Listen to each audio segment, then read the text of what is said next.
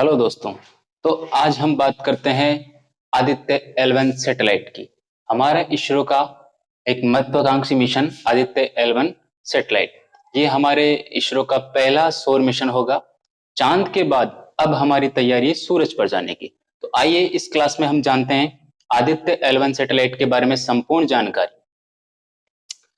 सबसे पहले बात करते हैं आदित्य L1 सैटेलाइट को जो लॉन्च किया गया है, वो लॉन्च किया गया है PSLV C57 प्रक्षेपण यान द्वारा। उसको किसके द्वारा लॉन्च किया गया है? PSLV C57 प्रक्षेपण यान के द्वारा इसको श्रीहरिकोटा से लॉन्च कर दिया गया है। आज हम इसके पीछे का जितना भी साइंस है, फिजिक्स है, वो सब कुछ जानेंगे। आदित्य L1 क्या है, इसको किस तरह से लॉन्च किया गया है और इसके उद्देश्य क्या क्या है। तो सबसे पहले हम बात करते हैं कि हमको आदित्य L1 सैटेलाइट के लॉन्च करने के पीछे हमारा उद्देश्य क्या है। देखिए, आदित्य L1 द्वारा जो उद्देश्य हम पूर्ण करने जा रहे हैं, वो उद्देश्य यह है, सौर ऊपरी वायुमंडलीय परतें जैसे कि कोरोमंडल और फोटोस्फीयर और साथ क्रोमोस्फीयर, इनकी गतिशीलता का अध्ययन करेगा। जैसे इसकी बनावट, इसके तपने की प्रक्रिया, इसके तापमान आदि का अध्ययन आदित्य L1 सैटेलाइट के द्वारा किया जाएगा। और साथ ही साथ ये होने वाले सौर विस्फोट और सौर तूफान के कारणों का भी अध्ययन करने वाला है।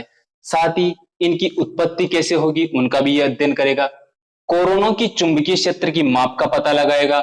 साथ ही कोरोनल मास इंजेक्शन मतलब CME, अर्थात इसके बारे में हम जानते हैं सूरज में होने वाले सबसे शक्तिशाली विस्फोटों को जो सीधे पृथ्वी की ओर टकराते हैं, उनको अपन कोरोनल मास इंजेक्शन कहते हैं। इनकी उत्पत्ति, इनके विकास के बारे में जानकारी देगा। साथ ही इनकी गति, सौर हवाओं व अंतरिक्ष के मौसम से संबंधित जानकारी भी हमें आदित्य L1 सैटेलाइट के द्वारा प्राप्त की जाएगी। अब सबसे पहले बात करते हैं कि जो सौर वायुमंडलीय परतें हैं, कोरोना, क्रोमोस्फीयर, ये क्या है। सबसे पहले बात करते हैं हम कोरोना की। कोरोना वायुमंडल का सबसे बाहरी और सबसे गर्म आवरण होता है। कौन सा? सौर वायुमंडल का कोरोना सबसे बाहरी आवरण है, साथ ही सबसे गर्म आवरण भी इसको अपन कह सकते हैं। इसका टेम्परेचर मिलियन केल्विन में होता है। इसका टेम्परेचर मिलियन केल्विन में पाया जाता है। दूसरी बात करते हैं हम क्रोमोस्फीयर की। क्रोमोस्फीयर होता है कोरोना और प्रकाश मंडल के बीच एक पारदर्शी परत पाई जाती है, उसको अपन क्या बोलते हैं? क्रोमोस्फीयर। कोरोना और प्रकाश मंडल के बीच एक पारदर्शी परत पाई जाती है, जिसको अपन क्या बोलते हैं? क्रोमोस्फीयर बोलते हैं। साथ ही साथ बात करते हैं प्रकाश मंडल की। अब ये प्रकाश मंडल क्या होता है? प्रकाश मंडल होता है सूर्य की दृश्यमान जो सतह होती है, उसको अपन प्रकाश मंडल कहते हैं। तो ये तो इनकी फिजिक्स हो गई, ये तो इनकी फिजिक्स हो गई जो अपन जान गए कि किस तरह का डिजाइन वहां पर इनको मिलेगा। अब सबसे इंपॉर्टेंट बात कि आदित्य L1 आखिर है क्या।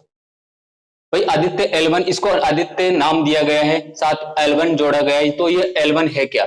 तो इसमें बात करते हैं सूर्य का अध्ययन करने वाला भारत का ये एक पहला मिशन है। अब इसमें L1 पॉइंट की बात करते हैं कि वास्तव में L1 पॉइंट है क्या। अब L1 पॉइंट जो सूर्य के प्रकाश मंडल में ही उपस्थित है, यहां पर ये L1 पॉइंट है। अब ये L1 पॉइंट पृथ्वी से लगभग 1.5 मिलियन किलोमीटर दूर है। कितना किलोमीटर दूर है? 1.5 मिलियन, मतलब 15 लाख किलोमीटर। मतलब इतनी यात्रा अपना आदित्य L1 सैटेलाइट करने वाला है।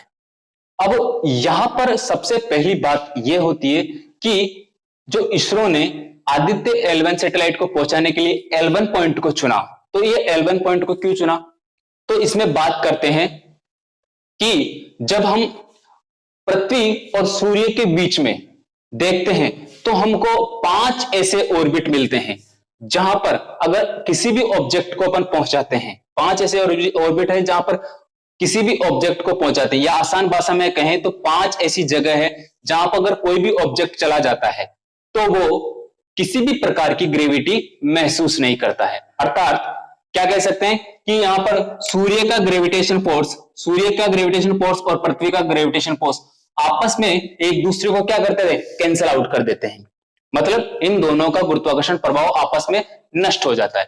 इस कारण से L1 पॉइंट पर किसी भी प्रकार की ग्रेविटी अनुभव नहीं की जाएगी। अब साथ ही साथ इनमें 5 और साइट है, 4 और साइट है, जैसे कि L4 पॉइंट है, L3 पॉइंट है, L5 पॉइंट है और L2 पॉइंट होता है। तो ये पांचों पॉइंट ऐसे हैं जहां पर किसी भी प्रकार की ग्रेविटेशन या ग्रेविटी नहीं होगी, और उस जगह पर, ऐसी जगह पर कोई भी अपन सैटेलाइट भेजेंगे तो वो आसानी से मूव कर सकता है, उसको वहां पर ज्यादा एनर्जी की भी जरूरत नहीं पड़ेगी, साथ ही साथ वो सालों तक वहां पर मूव करता रहेगा, थोड़ी बहुत एनर्जी के साथ या बिना किसी एनर्जी के साथ वो मूव करता रहेगा। अब तीसरा इंपॉर्टेंट क्वेश्चन है कि इसरो ने L1 को ही क्यों चुना, साथ ही साथ इनको भी तो चुन सकता था। बात करते हैं इसरो ने L1 को इसलिए चुना, इस L1 पॉइंट को इसरो ने इसलिए चुना क्योंकि इस L1 ऑर्बिट में रहकर कोई भी सैटेलाइट सूर्य को बिना रोक टोक के ऑब्जर्व कर सकता है। यहां पर किसी भी प्रकार का कोई सूर्य ग्रहण भी नहीं होगा और ना ही पृथ्वी व सूर्य के बीच में यह आने वाला है, ना ही वह पृथ्वी और सूर्य के बीच में आने वाला है, इसलिए उन्होंने L1 पॉइंट को चुना। जबकि सिंपल तरीके से अगर अपन जाने तो L1 पॉइंट इन और पॉइंट्स की अपेक्षा, इन और ऑर्बिट्स की अपेक्षा बहुत ही मुश्किल माना जाता है, मतलब वहां पर भेजना, रहना और वहां पर बने रहना बहुत ही मुश्किल होता है, क्योंकि आपको सैटेलाइट की रियल टाइम लोकेशन पता होनी चाहिए, साथ ही साथ अन्य जानकारी आपको पता होनी चाहिए और उसको निरंतर मूव करना पड़ता है ताकि वो अपनी कक्षा में बना रहे। इसलिए यहां पर L1 ऑर्बिट में बने रहना बहुत ही चैलेंजिंग माना जाता है। अब एक बार इनका ग्राफिक्स डिजाइन देख लेते हैं अपन। जैसा कि आप इमेज में भी देख सकते हैं कि पृथ्वी में यहां से अपन क्या करते हैं, सबसे पहले आदित्य सैटेलाइट क्या करेगा, इन पृथ्वी की कक्षाओं को 16 दिन तक वो इन कक्षाओं में घूमता रहेगा, पृथ्वी की कक्षाओं में। यहां से इनको क्या होता है, फायर भी किया जाएगा सैटेलाइट को, तो वो कक्षाएं क्रॉस करता रहेगा और कक्षाएं क्रॉस करने के बाद वो 110 दिन की लंबी यात्रा कर कहां पर पहुंचेगा, L1 पॉइंट पर पहुंचेगा। तो सबसे पहले सैटेलाइट को यहां से फायर पॉइंट से फायर दिया जाएगा, तब जाके वो पृथ्वी की ग्रेविटेशन क्षेत्र को पार करेगा। उसके बाद वो 110 दिन की लंबी यात्रा के बाद L1 पॉइंट पर पहुंचेगा। अब बात करते हैं आदित्य L1 में 7 प्रकार के पेलोड लगाए गए हैं। इन पेलोड का क्या काम है, इनमें से 4 पेलोड सीधे सूर्य को देखेंगे और शेष 3 पेलोड L1 पॉइंट पर कणों व क्षेत्रों का इन सिटू अध्ययन करेंगे। आसान भाषा में कहें तो 4 पेलोड इनमें सूर्य की रिमोट सेंसिंग करेंगे और साथ ही 3 इन सिटू अवलोकन करेंगे। तो इस तरह से आदित्य L1 का पूरा काम इस तरह से अपन देख सकते हैं। साथ ही साथ मैं आदित्य L1 से जुड़ा हुआ एक रोचक किस्सा आपको सुनाना चाहूंगा।